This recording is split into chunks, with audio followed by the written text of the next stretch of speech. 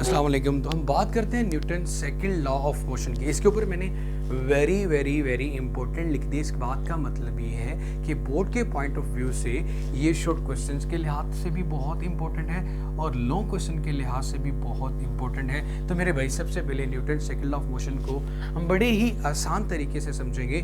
मैं यहाँ पे लिखता हूँ acceleration is directly proportional to force और इसे नाम दे देता हूँ इक्वेशन नंबर 1। कैसे?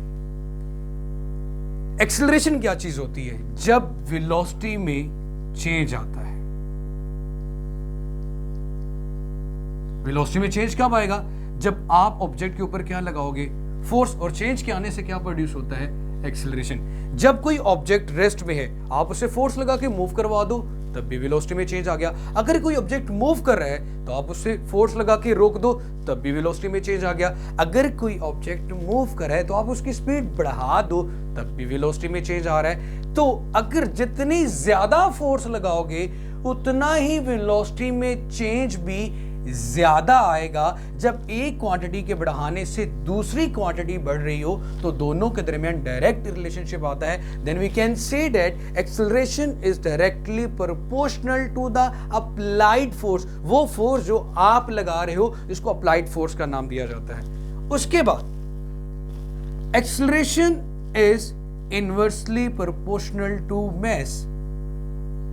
अगर कोई ऑब्जेक्ट हैवियर होगा तो उसकी वेलोसिटी में चेंज लाना मुश्किल होता है। जैसे कि अर्थ हमें अट्रैक्ट कर रही है, हम अर्थ को अट्रैक्ट कर रहे हैं। चैप्टर नंबर 5 में पढ़ेंगे न्यूटन्स लॉ ऑफ ग्रेविटेशन।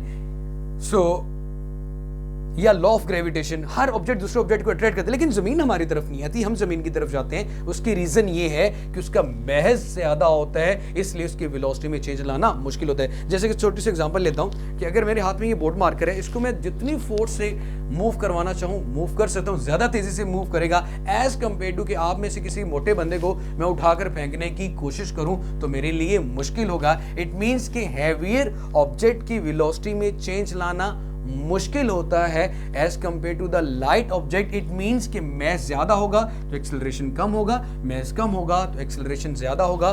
दोनों के दरमियान इनवर्स रिलेशनशिप है। तो अब इन दोनों इक्वेशंस को कंबाइन करते हैं। ए की जगह ए रहा है, प्रोपोर्शनल का साइन भी, ऊपर एफ और नीचे एम। इस प्रोपोर्शनैलिटी के साइन को खत्म करने के लिए मैथमेटिक्स में हमें इक्वलिटी लानी होती है। जब कोई इक्वेशन बनाते हैं तो इक्वेशन बनाने के लिए यहाँ पे कोई कांस्टेंट साथ लिखना पड़ेगा, बराबर की अलामत के साथ, इक्वलिटी की अलामत के साथ। यहाँ लिख दिया एफ ओवर एम और इसकी वैल्यू में कोई फर्क ना पड़े तो के हम 1 ले लेते हैं। तो ये हमारे पास बन रहा है a is equal to f over m. इसको रीअरेंज करते हैं, एफ को एक साइड पे रखते हैं, एम इधर डिवाइड हो रखे क्या हो जाएगा बेटा? मल्टीप्लाई। सो ये बनेगा m a is equal to F और मजीद सिंप्लीफाई करके लिख सकते हैं F is equal to m a. और फोर्स भी एक वेक्टर क्वांटिटी है। एक खास डायरेक्शन में आप फोर्स लगाते हो जब किसी ऑब्जेक्ट को पुश करना हो या अपने ऑब्जेक्ट को पुल करना हो। तो मेरी जान, अब मैं इसकी स्टेटमेंट की बात करता हूं। When a force acts on a body, when a force, जब भी स्टेटमेंट लिखनी होती है हमेशा इन्वर्टेड कोमास में लिखते हैं। Force acts on a body, it produces, ये प्रोड्यूस करती है, पैदा करती है, N acceleration in the body. It produces an acceleration in the body, body के अंदर एक्सेलरेशन प्रोड्यूस करती है। When a force acts on a body, जब किसी भी ऑब्जेक्ट पे आप फोर्स लगाते हो तो जाहिर सी बात है उसकी वेलोसिटी में चेंज आता है और एक्सेलरेशन प्रोड्यूस होता है। So, वो acceleration is directly proportional to the applied force and inversely proportional to its mass. This is known as the Newton's second law of motion. So, force is directly proportional to A and inversely proportional to, acceleration is directly proportional to force and inversely proportional to mass, and inversely proportional to mass. This is known as the Newton second law of motion. ये हमारे पास Newton second law of motion की statement थी, ये इसकी derivation थी, ये board के पेपर में लॉन्ग में आता है। इसके अलावा यहाँ पे एक छोटा सा शॉर्ट क्वेश्चन है, डिफाइन 1 न्यूटन।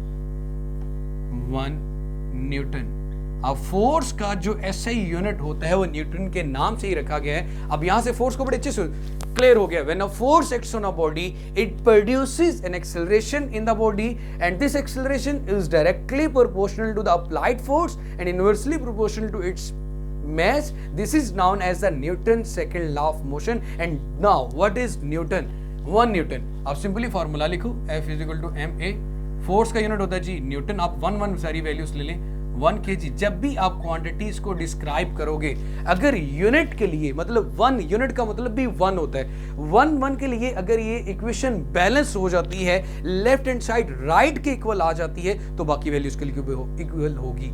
अगर मैं यहाँ पे ये बात करूं, किसी ऑब्जेक्ट जिसका मैस m है, अगर उस पर 1 न्यूटन फोर्स लगाई जाए तो उस पर 1 मीटर पर सेकेंड स्क्वायर एक्सेलरेशन प्रोड्यूस होता है। यही 1 न्यूटन की डेफिनेशन है। When a 1 Newton force acts on a body of mass 1 kg produces an acceleration of 1 meter per second square. This is known as 1 Newton. ये अलग से bottom में जाके आपके पास डेफिनेशन लिखी होगी 1 न्यूटन, तो इसको मेरा बेटा शहजादा अच्छे से याद कर लीजिएगा। इसके बाद हमारे पास थर्ड लॉ ऑफ मोशन से जाने से पहले 2 चीज़ों के बारे में बात करेंगे, मैस एंड वेट, जिसको हम मोस्टली सेम मानते हैं, जो कि साइंटिफिकली ऐसा नहीं है।